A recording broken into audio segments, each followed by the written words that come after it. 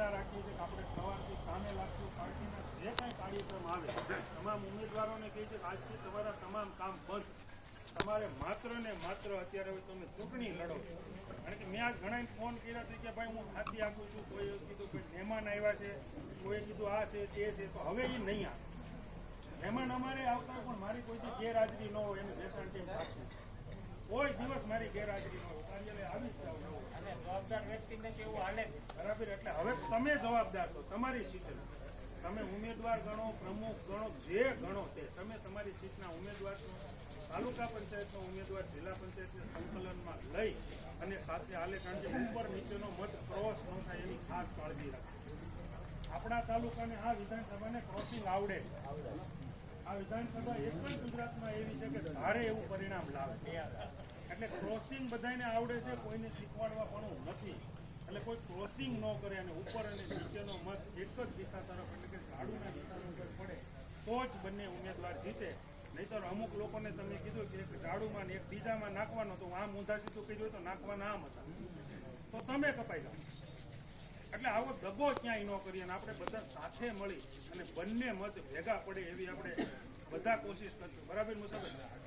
ક્યાંય મત વેડફાઈ ન જાય, કોઈ મત પડ્યો નથી. આપણાથી થતી તમામ મહેનત કરવાની છે. તાલુકા જિલ્લાની ચૂંટણી એટલે સરપંચની ચૂંટણી. આ ચહેરાની લડાઈ છે. આ ચહેરાની લડાઈ છે. પાર્ટીના મત તો છે જ, પણ તમારો ચહેરો તમે વચ્ચે લઈને જાઓ એટલે લોકો તમને કેટલા મત આપે છે એ જીતના મત છે.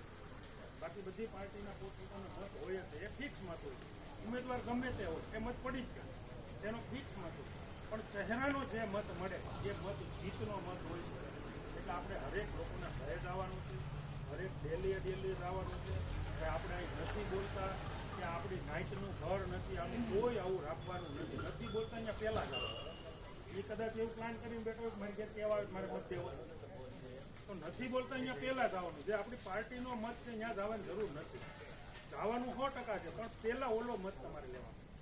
એટલે પાર્ટીની ગાઈડલાઈન મુજબ આપણે કામ કરશું. ખાલી સાહિત્ય બધું આવી જાય, સાહિત્ય બધાને મળી જાય. મતદાર યાદીની 2 કોપી છે, બંને કોપી ઉમેદવારને મળી જાય. 1 કોપી આવી ગઈ સવારે આવે, 2 કોપી છોટાવાળી, 2 કોપી તમને કાલ સાંજ સુધીમાં થોડું પરમથી સવારે મળી જાય. એ 2 કોપીને તમારે સાચવવાની શું જરૂર પડે તો તમારે ઘરના પૈસા પછી કઢાવવાની છે. આ ચોખ્ખી વાત. પછી ઘરના પૈસા કઢાવવા 2 કોપી મળશે. એક તમારે બૂથમાં અંદર રાખવાની અને એક બહાર રાખવાની. 2 લગભગ ઇનફ હોય, વધારે કોપી ન જોઈએ, પણ છતાંય જોઈએ તો કઢાવવાની. પછી પાર્ટીની જે કાંઈ હતી 2 કોપી એ આવી ગઈ છે. બાકીનું ખેત, ટોપી, ઝંડી જે કાંઈ સાહિત્ય પત્રિકાઓ છે કાલથી આપણે યુઝ કરવાનું ચાલુ કરી દઉં. પણ તમારી ઘેરે ન પડી એ તમે ધ્યાન રાખો. માનો પત્રિકા આવી કાલો કાલ કરશું, પરમદી કરશું, અઠવાડિયા કહે એમ નથી. આજે પત્રિકા આવી 2 દિવસ વિતરણ થઈ જવું જોઈએ, 2 દિવસ પછી બીજી આવશે. તમારી ઘેર ઓલી જૂની પડી છે ને તો નવી આવી. એટલે એવું ન થાય. મત આપણે મત લેવાના છે. કોઈને એવું ન હોય કે વલ્લભ બાપા ચૂંટણી લડે છે, રાજુભાઈ ચૂંટણી લડે છે, દિનેશભાઈ ચૂંટણી લડે મારો મત મને એવું ન હોય. એવું રાજકારણમાં ન હોય. તમારે ત્યાં જાવું અમારે ત્યાં જાવું જ પડશે તો જ તમને મત મળશે. નકર આપણા હગા માસીનો મત પડ્યો એ પાણીએ મને ક્યાં કીધું હગા માસીનો મત પડ્યો, પણ આવું ન થાય. એટલે એની કાળજી રાખજો. અને એવું કોઈને કાંઈ સૂચન આપવાનું હોય તો આપો. બધા નવા થઈ જાય બસ થાય. હું કોઈ ચૂંટણી નથી લડાવી ઘણી પણ લડ્યો નથી. કેસુ બાપા જીપીપી લઈને ભાજપને હા